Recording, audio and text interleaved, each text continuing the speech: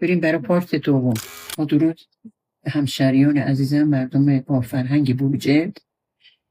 بعد از ترانه همومی دوست دارم الان ترانه عفت حاتمی رو تقدیم کنم به بروجردیان عزیزم. بچون جون برارت دل مهو کنی، انگزن ناز مکنی تا چشم خوب کنی، تا میافتی تا برو پشت سر گل بریزه، مگه رفته مدامو ورتلی ورتو کنی، هی دیانه ایو کنی. اون موقع که ما کوچیک بودیم اجازه نمیدادن پدرها که دخترها ترانه بخونن. شهر بروجرد اینجوری بود.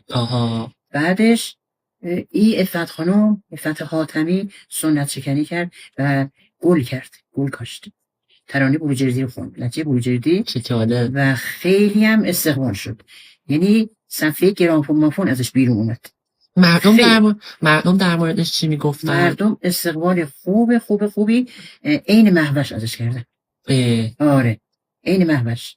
یعنی مهوش هم گل کاشت، مهوش خوب بود، اینم خوب بود. اون موقع ناگفته نمونه، دوست نداشتن دختر بخونه، میگفتن صداشو نباید صدا دختر نامحرم بشنوه، و بیشتر پدرش ناراضی بود. مردم دوست داشتن این صدا رو، ترانه رو. گفتن که اسم بروجرد خوب در اومد با ترانه.